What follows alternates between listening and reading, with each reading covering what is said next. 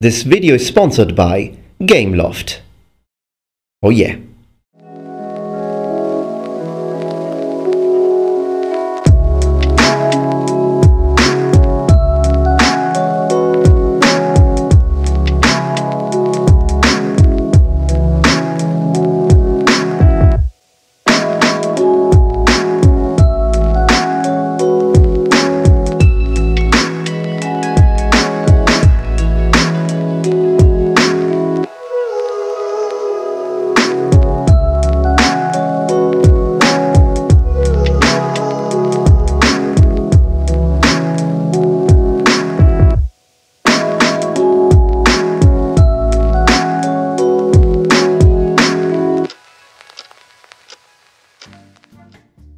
As you will have understood, as you will have gathered from the intro, lately I have been playing a video game on my smartphone. Now here's the thing, I've never really been into smartphone gaming or portable gaming. A few days ago I was contacted by Gameloft Studio and they asked me, hey, would you like to review our latest game, the game that is for iPhone and an Android, and it's called Iron Blade. It's a medieval game. How about you review our game and we'd sponsor you in exchange? So of course I was very happy and flattered by this request. I'm still haven't got used to the idea of having a certain number of subscribers and now companies actually reach out. So the first thing I said was, well, I would be very happy for you to sponsor my channel, of course, but on the other hand, I do wish to underline that on my videos I always say what I think. If I don't like your game, I will say it. Is that okay? They contacted me back. They were really cool. They said, hey, no worries, absolutely, be 100% honest, just as long as you mention the game. I contacted them a couple of days later and I said, guys, I actually like the game, so this is going to be ever so easy. And let's begin with a review.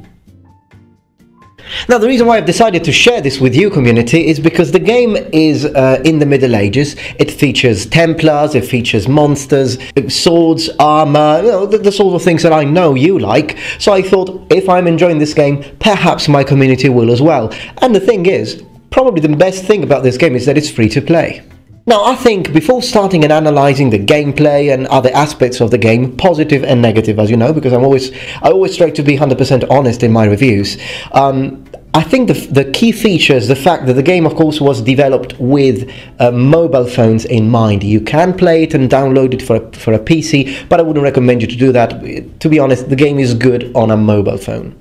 But here's the thing, not everyone has a PS4, not everyone can afford a gaming computer, but I'm sure that basically all of you have a smartphone, because this is how things are with the new generation. Everyone has got a smartphone now. And now the game was optimized for iPhone. I've been playing it on my Samsung, and I'm going to say that it's still playable. I mean, it still works. Probably it would have worked better on iPhone. I'm going to try it with my friend's iPhone eventually to see how differently it performs. But it works, it's fine, I could play it. So definitely the first point, the positive aspect of this game is the fact that you can play it, of course, anywhere. So if you don't have a PSP, you don't have a Nintendo DS, and you can't afford it, but you do have your smartphone, this is a good game. You see? Look. I got a new shield. Oh, wow. Got a new sword, look at this. I've got a new sword too, you want to see it? Please, yes. Okay, hold on a second. Look what the monster dropped! Oh! It's quite nice, isn't it? Okay, so we understand the game is mostly action. You've got a lot of combat. It's basically combat focused, and you've got a campaign mode, which is basically what I've been trying so far, where you need to fight. You know, the game sort of puts you into separate missions and quests within the storyline of the campaign. You are attacked continuously by waves of enemies, and you need to use all your skills and abilities to fight these enemies off and kill them off. Now, of course, with mobile gaming, with smartphone games, the problem is controls, okay? And I've downloaded quite a few. I've tried downloading, for example, Mortal Kombat, but I didn't like it because I couldn't really feel that I was doing those moves. It didn't give me the idea. I was just smashing the same thing, and they did loads of different kinds of attacks, and so it didn't make me feel that I was the one fighting. Now, this game instead has an interesting approach. Now, of course, it's a third-person game, so you see your character, and he advances through the levels it is set in medieval Transylvania, and you advance through the levels, and then waves of enemies come, and you need to fight them. Now, Now, I've seen other games featured on smartphones that tried to give you the little arrow movement, and you touch the arrow and it moves, but it never really works. This game instead had, I think, a very intelligent approach to this. So first off, the character moves himself automatically, so he just runs forward. When the enemies come, what you need to do is that you focus on the attacks. If you touch the right side of the screen, he will slash towards the closest enemy he's got, but you can also change where you want to attack, which enemy you want to attack. And if you tap the left side of the screen instead, he's going to block and use his shield, sometimes defensively, sometimes offensively. Now, there are also other skills that you can activate just by touching them. Like, for example, he can use multiple kinds of weapons. If you just hold the button down, he will change weapon. He will use a mace and smash the enemy in the head with a stronger but slower attack. He can use bows and crossbows as well, again with an actual button that you can activate, and then you need to sort of direct him towards the targets that you want to attack. But I gotta say that although it might not sound like it's gonna work, it somehow it does.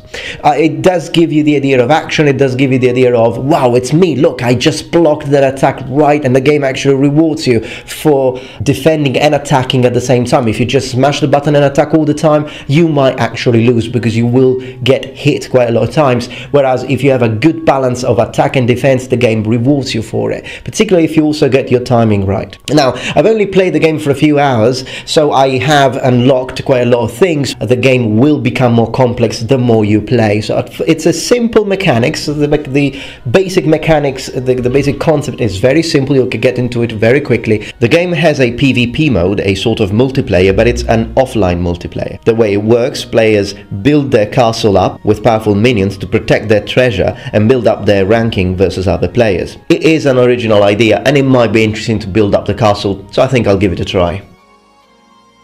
So the second positive aspect of the game is definitely the loot. In fact, I think that's the addictive side. I was playing this today with a friend of mine, and every time I finished a level and new gear dropped, I wanted to immediately show him, like, oh look, I got a cool helmet, I got a badass sword. You can also sort of melt equipment together, like take two swords. For example, you're using a sword, you've got your old sword, you can melt them together into a better weapon, and you can do the same for armor. I noticed that when you finish a mission, you always have something to look forward to, similarly to For Honor in a way. Each mission will drop you some loot, and then eventually your character will look very, very badass.